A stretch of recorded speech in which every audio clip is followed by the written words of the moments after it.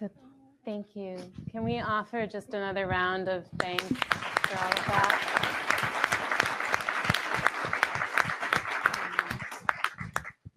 And I want particularly to thank the people who offered up their stories in that conversation. A couple of them are here in this room, others are not. A couple of them are here before you, but really want to honor what it takes to provide that to all of us as a basis for what we can envision together. As Ashante shared in the opening, we know that our policy as we know it are rooted in a set of stories about what's true. And the only way we'll really transform that is if we're able to replace those stories with ones that are more complete and more true, and more complicated in the way these things are complicated. So we know that they are giving something to us that it's our job to put to use. Also want to acknowledge that many of us, if not all of us in this room, will have experiences that connect to some of the things we just heard. So invite you to take care of yourself in whatever way you need to in this conversation. There are a few common justice people in the room. Common justice folks, would you raise your hands? If you want to talk to someone about what's happening for you, grab these folks and take them into the hall with you. They'd be happy to. If you step into the hall, even if you just kind of linger at the door for a minute and look in, we'll take that as a signal you want us to check in on you, but just do what you need to do. And the last thing I'll say before I introduce this panel, who are extraordinary and real experts on this, is that what we are not trying to do is to replace the experts we're used to with new experts. What we're trying, though it wouldn't be a bad move, but what we're trying to do is to acknowledge that all of us know this. Like all of us have this expertise. It's in our lived experience, it's in our relationships, it's in our communities. That one of the biggest harms the criminal justice system has done is to teach us that we don't know what to do. And the things that we experience and the things we know have in them the answers to what we know to do. So that means both honoring all the people here, but also each of us in this room and each of us on that vast live stream out there, honoring what we know and bring to this as the basis for what we know has to be possible. So with that, it is my great pleasure to introduce this panel. Mark Levin, Hernan Carvente, Valdez Heron, Mrs. Jackson, I don't say her first name, and Donna Hilton, who are joining us tonight. You'll see on the myafterafter.org site, you'll see a video up there with Mrs. Jackson, so you can watch that as soon as you're ready to watch another video, and there are many more to come. And so I'd love to start us off, and Hernan, I'd actually like you to start us tonight, if you don't mind. I warned you. And so Hernan, you talk about this openly a lot. You've been incarcerated and you've also been accountable, but those things were not necessarily the same thing and did not necessarily happen at the same time. And can you talk about, in your experience, the barriers incarceration creates to people being accountable and what you believe actually helps someone do accountability in a real way? Sure.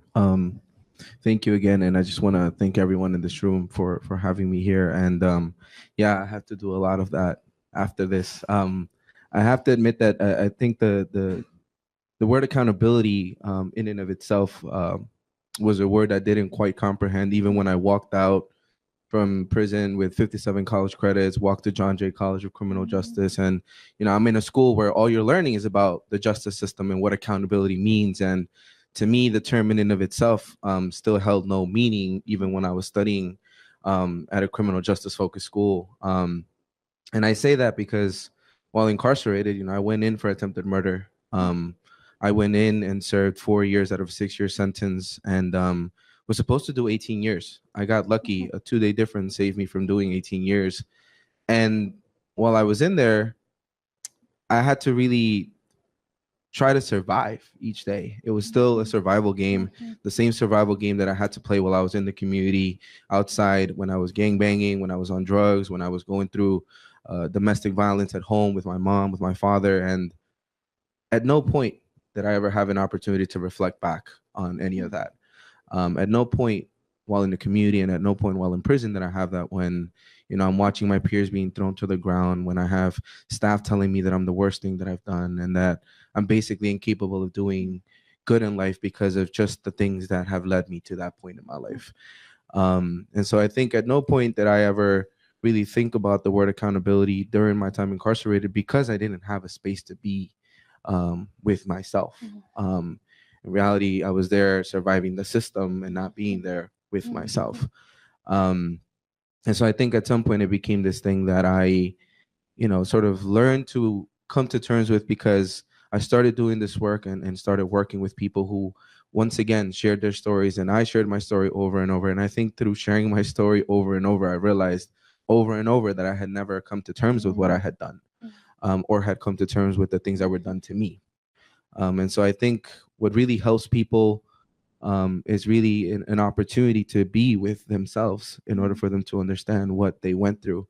And it's things that I haven't necessarily gone through intentionally. It's because people have believed in me. It's because of the education that I received. It was because I was able to learn a language in order to understand what accountability meant. And you don't always get that while you're in prison, because in prison it's a survival game, and in the community it's always sometimes also a survival game. But it's loving people who inevitably helped me understand that what I had done was wrong, and that I can now go forth in life saying that what I did was wrong, but that I need to move forward, and giving back to others and helping others understand how they can do better as well. Thank you. So I think usually we talk about accountability for people who cause harm and healing for people who experience as though they're somehow opposite. But so much of what you say sounds so much like what healing looks like. Mrs. Jackson, if I can ask you to share with us a little bit about your own experience of loss and what healing has meant for you, what healing has looked like. Like, what does it mean to really heal, and what does it take?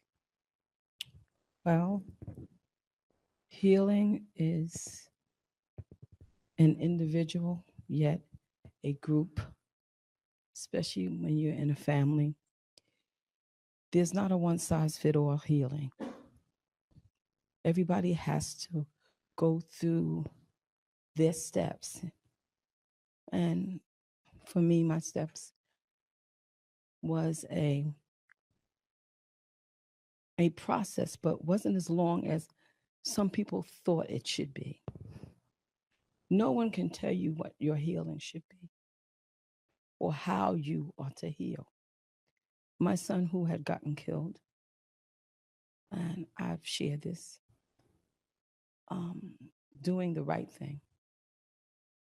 And for me to heal, I had to come to the realization that even the guy that killed my son, that really didn't know him, that there was something that he was dealing with.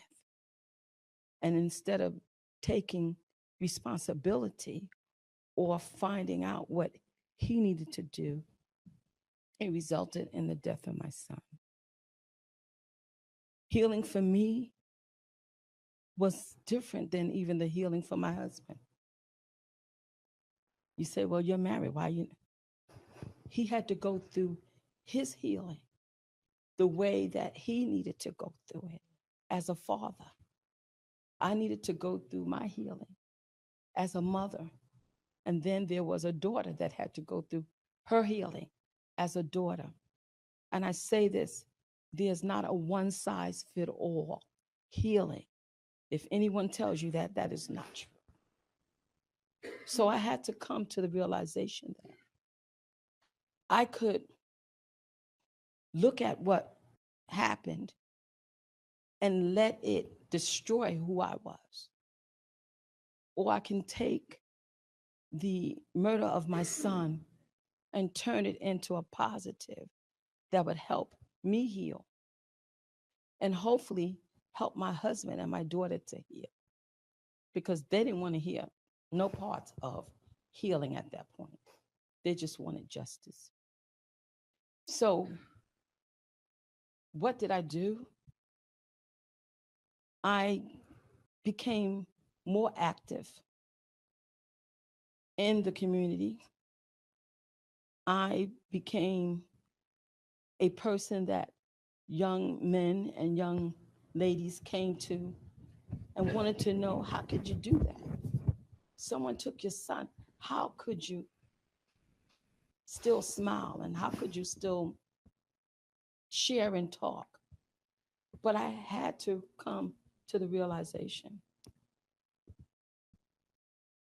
that there was a message and there was a story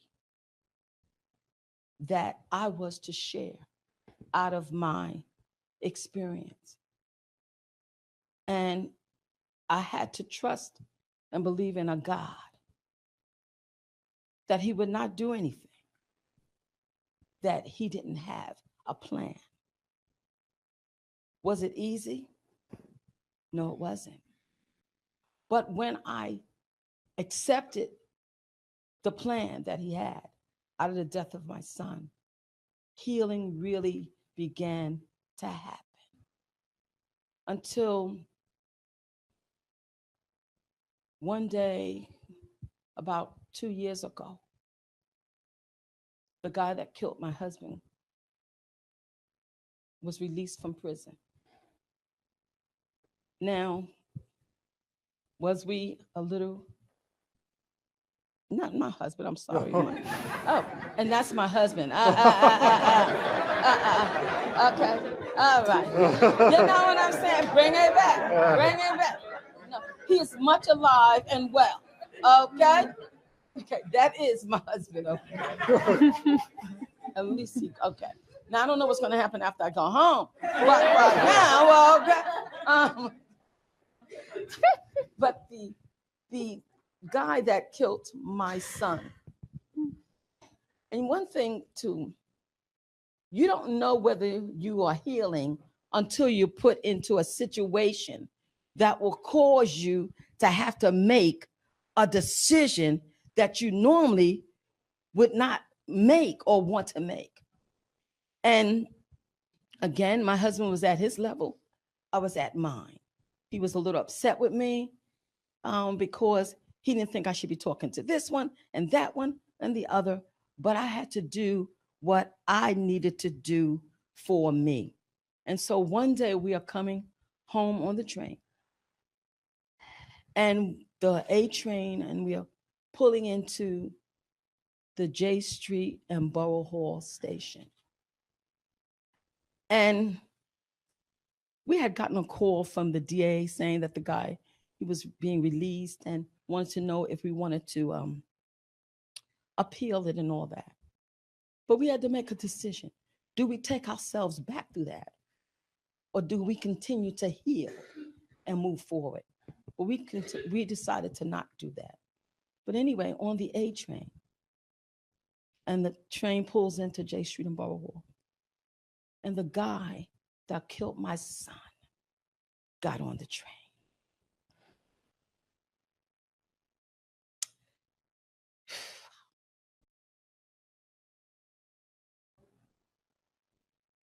That was a time that I believe God tested me. You can talk about healing, but you have to show it. And God knew that my husband wasn't ready for it. So he put him to sleep on the A train. I'm not sleeping on the A train. I'm not sleeping on the A, the B, the C, or the 1, 7, or whatever. But he had him go to sleep. And when we pulled into the station, the guy was about right here. And I had my hand on his knee. And I said, Lord, what do I do? Do I wake him up? Or do I let him sleep?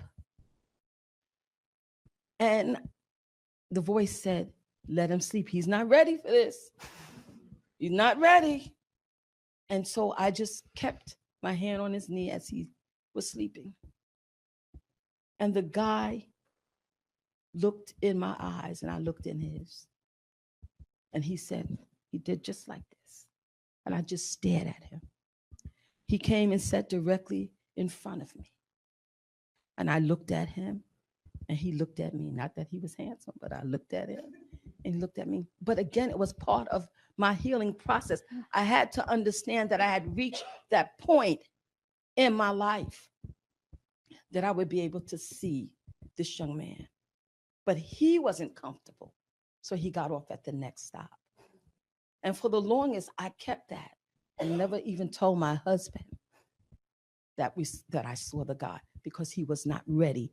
He was at a different spot in his healing than I was. So for me, and for anyone else that experiences this, my healing process would never be like yours. Yours could never be like someone else. But when you accept the stages that you have to go through, and one of the biggest ones is forgiveness. No one knows what that young man was going through. And so therefore, I had to take that into consideration. So there's not a one size fit all healing, just like there's not a one size dress or pants that fit everybody. That's why they have different sizes.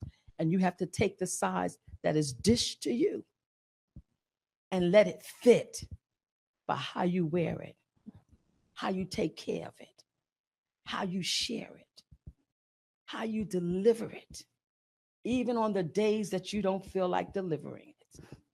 How do you take what you've gone through and turn it around so that other lives can experience what it is to forgive, to move on, and to be able to become strong in a community?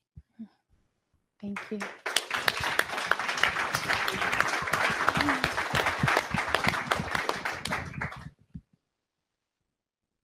So Donna,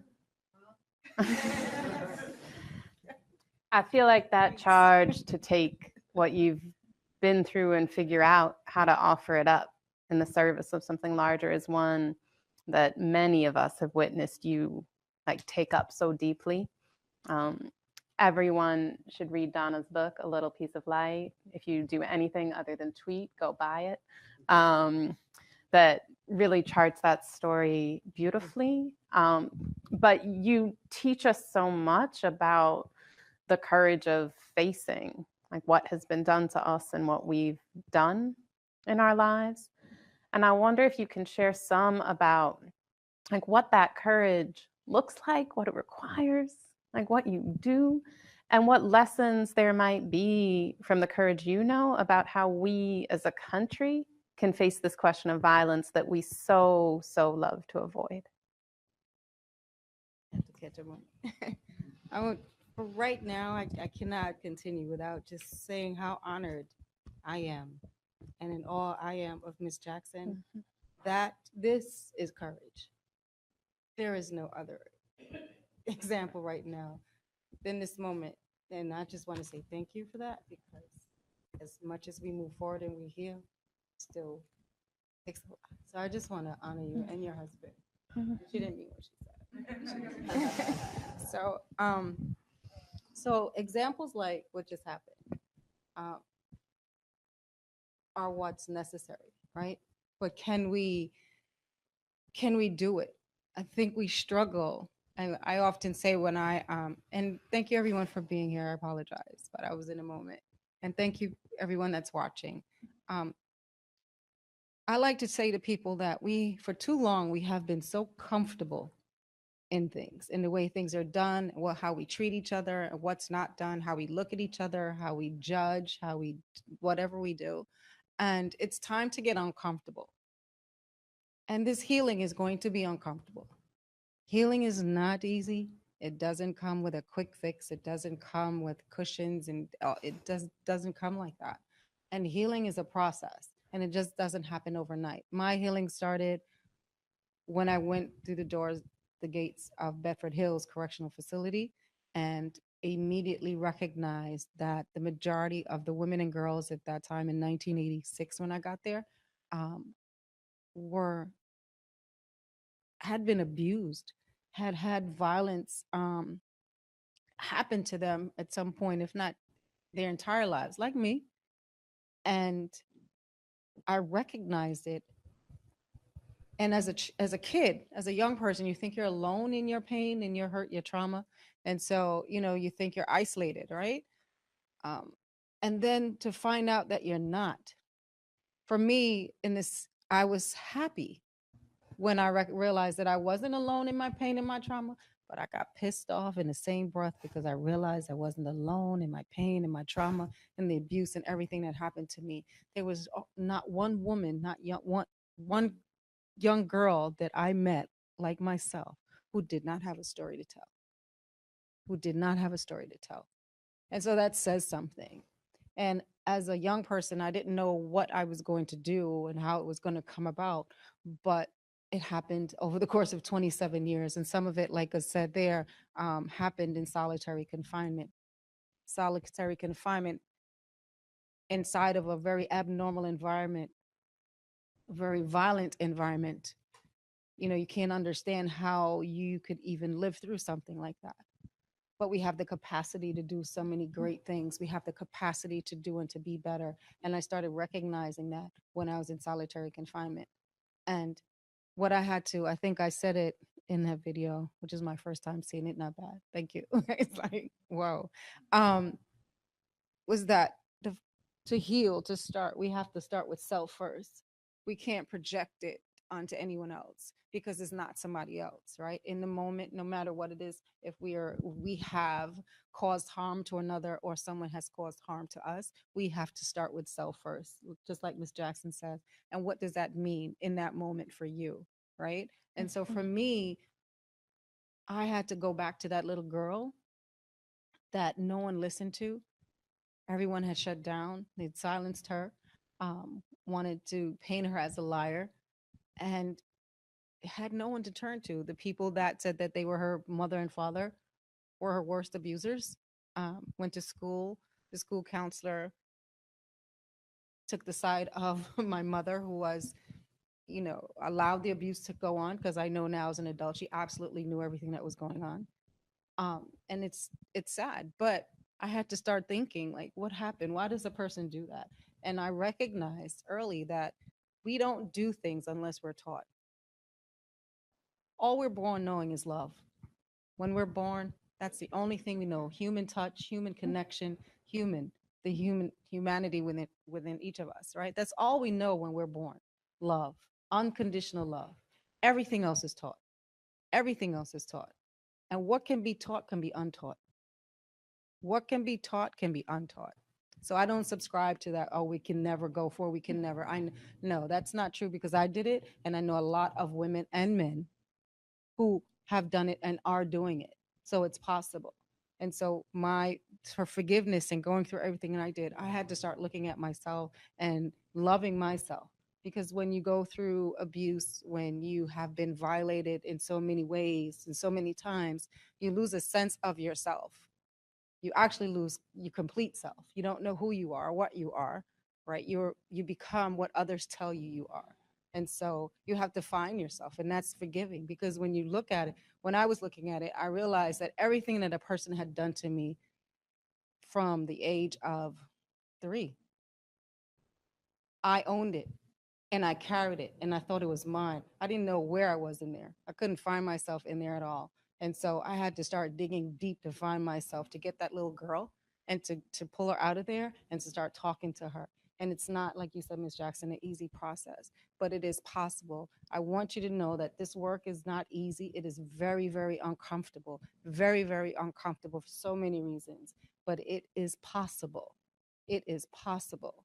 We have to get uncomfortable to start healing and start moving forward. We cannot afford to be stuck in our stuff. We can't afford to be stuck in anything at this time. Look what's going on around us.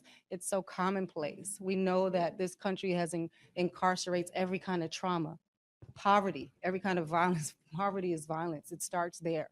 It starts there, right? It's targeted. It's designed very well. So we have to start looking at that and start becoming uncomfortable in this, and to say we must change. But we have to start with self first. And that's why I always talk about looking in the mirror. Looking in the mirror. We can't talk about outside of us, the person over there, if we don't first look at ourselves. And so everything that we do, every intention that we have, every move that we make starts with us, and it starts with that first step. And I promise you, you will be able to stand in your truth as I stand in my truth, and I will continue to stand in my truth, and I will continue to make you uncomfortable, but with love. I will continue to make you uncomfortable, but we have no other choice but to heal and to move forward. Thank you.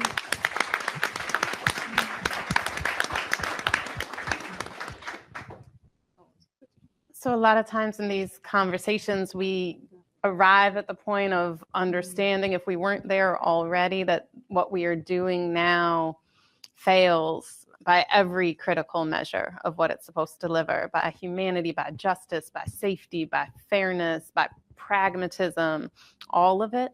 And then we try and ask what else is possible. And so, Valdez, you are here not only as an organizer with Catal, but in your capacity as a common justice graduate. And so you've had the experience, not unlike the one Donnell Penny described in that video, of being in the uncomfortable position, not just of healing, but of confronting the harm you've done. Can you talk to us about what accountability really means, what it looks like, how it's different from just punishment? Like, what does it mean to be accountable for the harm you've caused? Hello, everybody. All right, so how I view accountability. I say accountability is being liable for something you did, being able to answer the questions to what you've done. Yeah, being able to answer the questions to what you've done. As far as prison go and punishment and accountability, it's been long thought that the punishment of going to prison causes people to be accountable, which doesn't really show to be a fact. What I'll give an experience from my experience, what led me to being accountable, going through the common justice program while I was there, while I was a client of common justice, I was a responsible party, meaning that I caused harm to someone else. The fact that the way that I've learned on the harm that I've caused to that person was from dealing with that person directly, like learning from that person, learning from his family members, the pain that I've caused, not just to that person, but the pain that I've caused to that person's family. When I first learned about, like, when I first got into the program, my mindset was completely different from, like, when I heard about the pain that was caused, when I heard about, like, what happened to the person. And it wasn't really like much of a kid until I really started listening and I learned about empathy. When learning about empathy, I learned about putting myself in that person's shoes. I learned more about the pain that his family was going through, and learned about the pain that he was going through. We come from the same neighborhood, and I knew that person. I also knew the person, and I would have to hear from other people that this person is like scared of being in the being in the person was fearful of being in the neighborhood. Their family wanted to move, and that person wanted to move. They didn't have the funds to do so. And the fact that I caused something like that, it played weight on me. So it played weight on me. So basically for me, learning the person's what he been through and what his family went through, it helped me hold myself accountable for what I've done wrong and basically see where I was wrong at. I'll use my other experience to help clarify the situations. When I was incarcerated for a brief time, when I went arrested, I barely had time to think about the crime that I did. Like Hernan was saying before, like all I was thinking about was surviving, just making it through and making sure that I'm safe. There was no time to actually think about the crime that got me to the situation, that got me in that place. It was no time to focus on that, to actually heal myself and actually hold myself accountable for what I did. So with that being said, like looking at the two situations, it's clear that locking someone up and holding someone in bars, holding someone and having someone incarcerated really isn't an effective solution to healing harm that's caused. It's better off having a community-based solution that can help the harm that was caused, and have that person realize what it is that what it is they've done, and how they've caused harm to not just the person, but to the community in a whole. Thank you.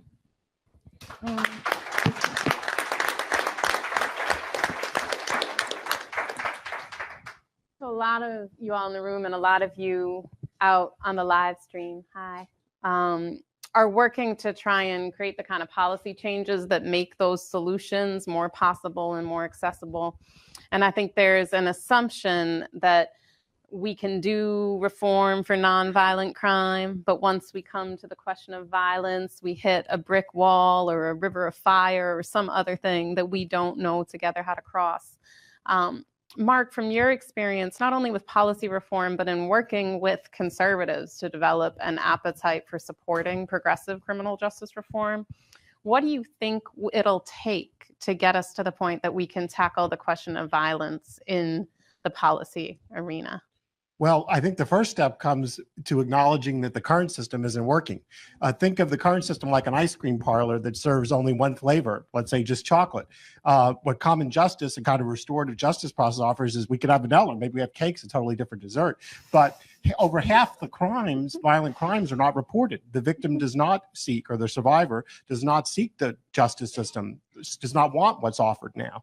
And so, and now, fortunately, we're seeing like Ohio just established trauma centers where people that even don't want to do prosecution can go and get services for their trauma who are survivors. But I think you look at it, the solutions, the only thing the system offers now is conviction and incarceration. And there's an irony in that, because a lot of survivors, they want answers. They want an apology. They want to understand the motivations of the person that's responsible. And most of all, they want an assurance that it'll never happen again. And the current system doesn't offer that. It's almost always impossible for the person responsible to talk to the person that is now the survivor. And the other thing that's, you think about incarceration. What are prisons about? Hopelessness, their exposure to violence in prisons, isolation, shame, and relying on gangs for protection. Those are a lot of the factors that led people to violence to begin with. And then they're repeated when someone gets to prisons, at least most of them in this country. There are some places like Connecticut that are making some good changes, kind of modeled after what I saw on my trip to Germany. But I think that you look at common justice, what they're doing in terms of people responsible for assaults, 90% of the survivors choose that versus traditional prosecution. So a lot of times those of us on right of center say, well, let's listen to what the person actually wants in the context of, let's say, school choice, for example. So why would we not do that here? Now, it's not a veto. It's not, we're not saying the survivor can demand whatever they want, but we certainly ought to provide an off-ramp from the traditional justice system that so many don't even avail themselves of. And also, it's a lot less government, by the way, than the traditional system of prosecution, which can take years and a lot of resources as well. So ultimately, I think you look at the outcomes, and you've had tremendous outcomes, Danielle, and people desisting, not harming others because they came face to face. They understood what it meant to be responsible for harm to another person, not just violating the words of a statute on a sheet of paper. So I truly believe that what we've heard tonight can be brought to any audience across this country, that there's a real desire and recognition that just government systems can't provide healing. Only people coming together through these types of processes can provide the healing. Thank you.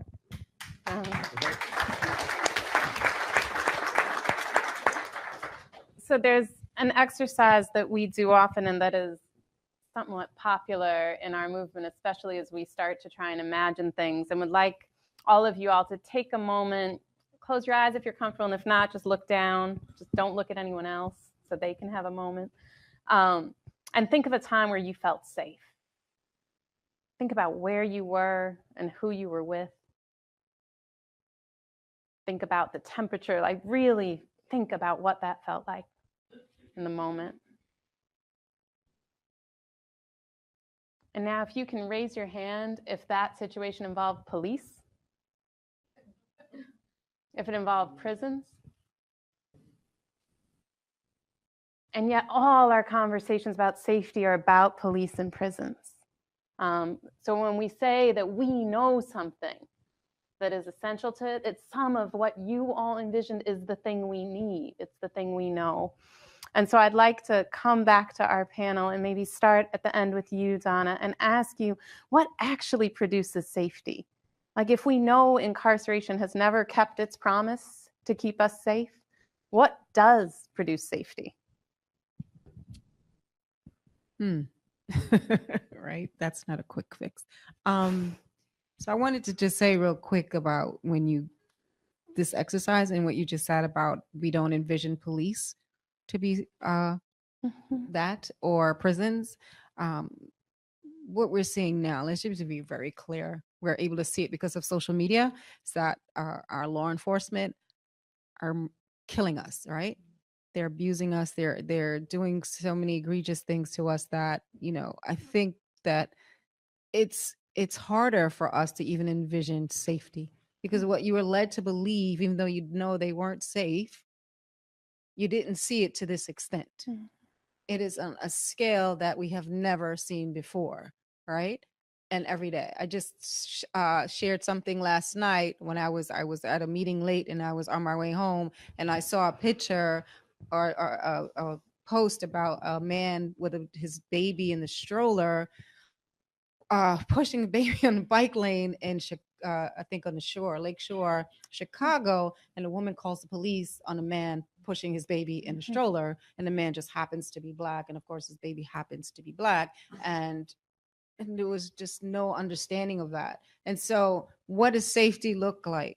Safety look like not having fear of a person due to their color, fear because a person's sex, fear because of a person's sexual orientation, fear. I think fear, we have so many things that we do are based in fear, right? Our responses are coming that way. And again, safety starts with us. Whatever you feel makes you safe will more than likely make your neighbor safe, right? What you want for yourself, you would in turn want for the other person. We are not in this world alone. We are not in this work alone. We are not here alone. We were not created alone. It is not the creation story. In any creation story, it's just not. So let's just come out and let's move away from that. We are here together. And what I want from myself, the safety that I want for myself, not to be taken to a closet and raped, I don't want it for the next child. I don't want it for the next person. I don't want to walk down the street and get shot because I am walking and breathing while Black or a person of color.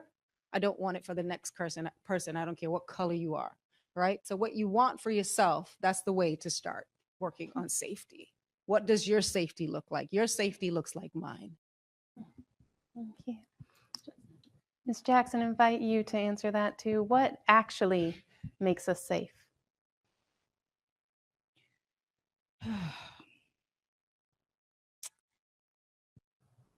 Basically, what Donna has mentioned, what makes us safe is getting to know who we are and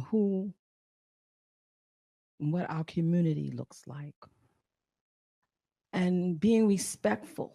What makes us is understanding. Once you get to understand the community, and the community gets to understand who they are. And there was something that years ago we used to say, no man is an island. No man stands alone. Each man is our brother. And it doesn't matter the color of the skin. It doesn't matter whether you're young, old. What matters is the respect that we should have to understand why you do what you do, why I do what I do.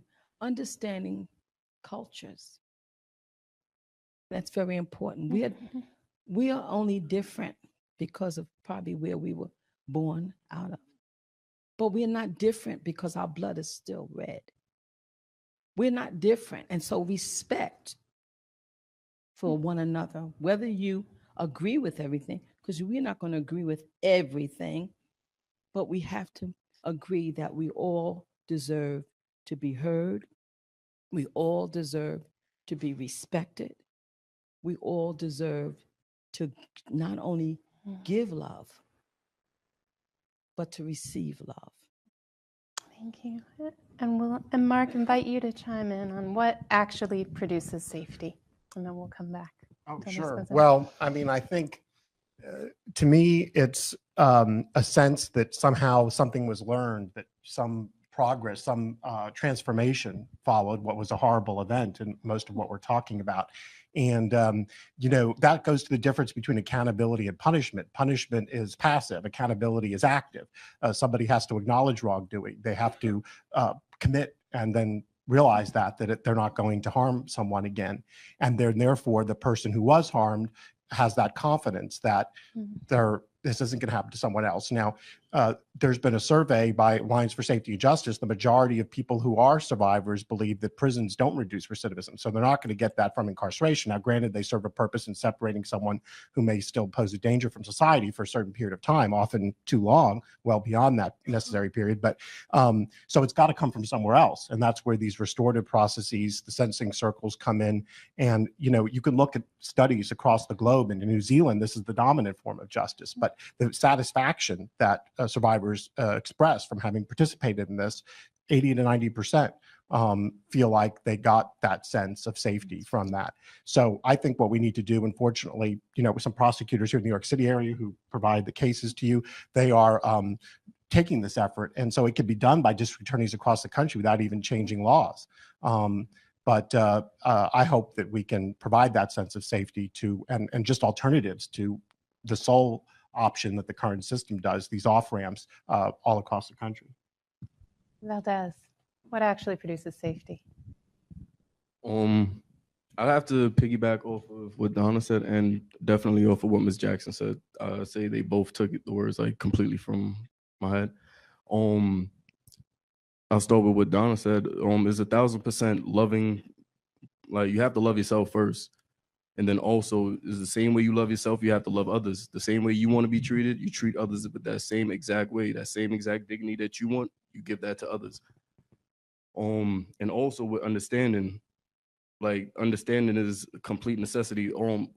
Understanding others' differences, like, that's the major thing. Understanding the differences between you and others. Understanding that everyone has flaws and understanding that everyone makes mistakes. And from once you can understand those differences, then it's easier for you to hold and be like, all right, when someone wrongs you, you can't get mad. Like, all right, this is just what that person does. This is how this person was raised. Back to what Ms. Jackson said, like, the only differences with us is like where we come from. And where we come from determines like how we're raised, and how we're raised is what makes us who we are when we get older. And that's mainly what it is.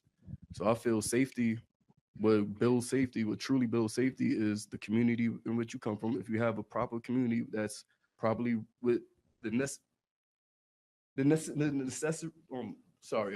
necessities that you need, like the proper resources, the proper education, the proper funding for the schools, like just everything in general. A proper community builds this proper safety.